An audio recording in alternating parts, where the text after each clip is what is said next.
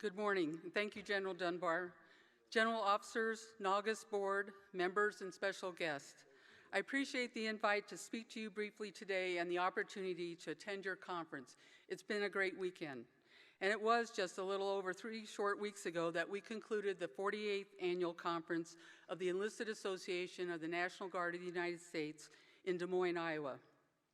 With about 1,000 members, auxiliary, and exhibitors in attendance, we also enjoyed some great speakers to include Dr. David Lawrence, the Undersecretary for Benefits, Major General Retired James Stewart, the Undersecretary for Defense for Personnel and Readiness, the Senior Enlisted Advisor to the Chief of the Joint Chiefs of Staff, Command Sergeant Major John Wayne Troxell, as well as our own National Guard Senior Enlisted Leaders, Command Chief Master Sergeant Ron Anderson, and Command Sergeant Major John Sampa.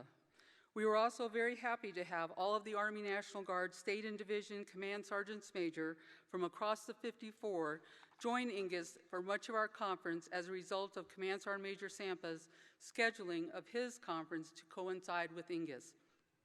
I know both he and Chief Anderson want to do the same thing next year, bringing many of your state enlisted leadership to the 2020 EANGUS conference, which will be held in Little Rock, Arkansas. As you know, it means so much to have our senior leadership with us at our association's conferences. Just as the professional development program is important to NGAUS for development of your future leaders, I know our EANGUS membership and professional development attendees really look forward to hearing from these top leaders, networking with them, or just getting a photo op. I want to encourage states to identify and send as many enlisted soldiers and airmen and your officers to these two professional development programs. As we look to the future, I believe these programs are of great value. Also during this year's EANGUS conference, our members passed 29 resolutions which will guide us in our legislative efforts over the next year or so. I know Scott Bowsam, our legislative director, and our whole team look forward to working collaboratively with the NGAUS legislative team on our EANGUS resolutions, the resolutions your members will pass this week, and any other issues that become a priority. Legislatively, this year, EANGUS continued to work to give all National Guard members, to include federal employees, the option to utilize TRICARE Reserve Select. Other EANGUS legislative priorities that are still in the NDAA include early retirement credit to those serving on 12304B orders, and the expansion of the military student identifier to include children of National Guard and Reserve members. One of the resolutions that our EANGUS delegates approved last year at the 2018 conference in West Virginia asked for federal tuition assistance for Air National Guard members. So our membership was very happy to hear this year that the Air National Guard has plans to roll out a pilot program that will provide federal TA starting with 14 states next year. I know this has been a priority for the Air National Guard for some time, and we sincerely appreciate the efforts of General Rice and Chief Anderson to make that happen for our airmen.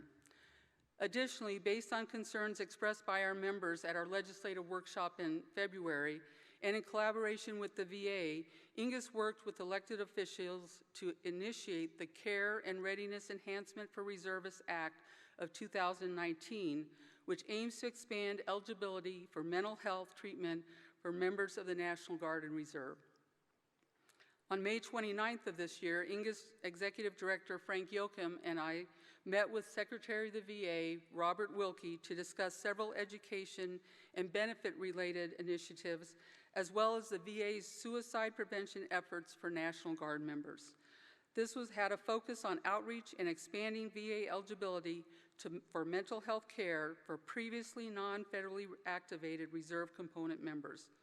On August 12th, EANGUS signed a memorandum of understanding with the Department of Veterans Affairs to work in a mutually beneficial manner to advance and improve the mental health and well-being of current and former National Guard veterans and expand and promote community collaboration to increase access to mental health resources and prevent suicide. As an association, we are interested in doing anything we can to assist in these outreach efforts and work on legislative actions to address this important issue. We continue to work with our state associations on a number of initiatives most importantly, membership. Just like many professional organizations, we have suffered from a gradual decline in membership over the last 10 years. We are working hard to make this year different. This year, in order to motivate our state chapters to increase their membership, we kicked off something we called the Fall in Love with Your Association membership competition on Valentine's Day and ended the competition on July 4th. Over that 4.5-month period, we brought in just short of 3,500 new EANGUS members. To recognize the states for their work, we awarded some large cash prizes to the states who brought in the most new members during the period. The first place prize of $5,000 went to the Enlisted Association of Mississippi. All right.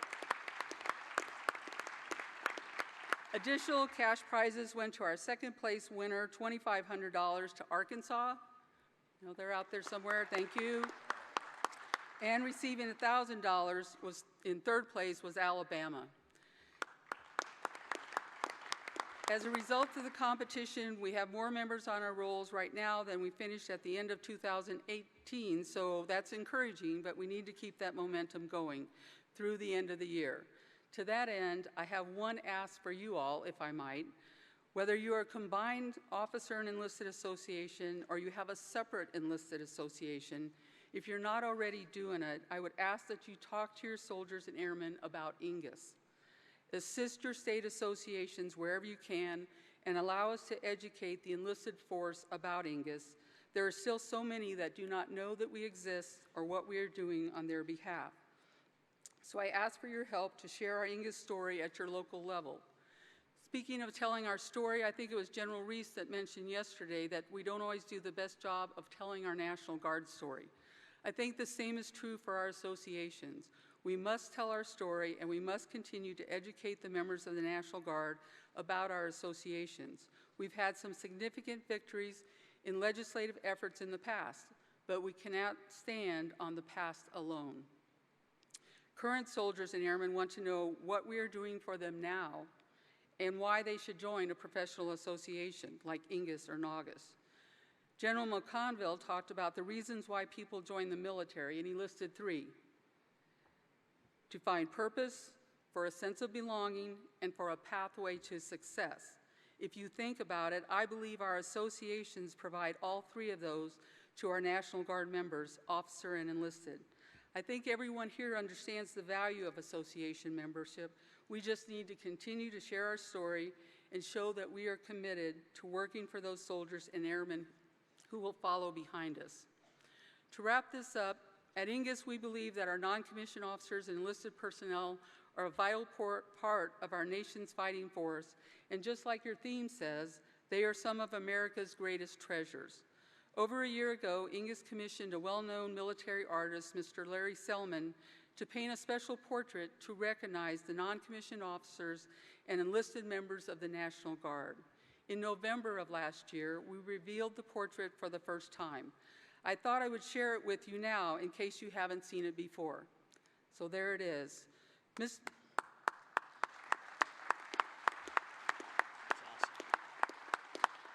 Mr. Selman created this beautiful full-color painting depicting soldiers and airmen serving and protecting our nation at home and abroad. The militia soldier and early American flag reflect our roots dating back to 1636. Pennsylvania National Guard personnel served as models for the artist and represent the diversity, skills, and professionalism of the men and women who make up our enlisted force across all 54 states, territories, and the District of Columbia. Symbolic of the losses suffered by our force, the kneeling airman on the right represents the 8 pararescue personnel lost in combat from the New York National Guard's 106 Rescue Wing. Mr. Selman also included 2 National Guard C-130 aircraft on the right side of the picture were lost, one from Puerto Rico and one from North Carolina. Always ready, always there is the motto of America's National Guard. EANGUS is very proud of this portrait, which we believe embodies the character and spirit of all enlisted personnel who have served in the National Guard since its founding. We titled the portrait, Enlisted Guardians, Our Legacy, Our Future. As we get close to celebrating our 50th anniversary 2 years from now, at the 2021 conference in Albuquerque, New Mexico, EANGUS is proud to continue our legacy of representing America's best, the enlisted soldiers and airmen of the National Guard. Mr. Chairman, this concludes my report. That was awesome, Karen. Thank you so much. That was beautiful. Beautiful. Thank you so much.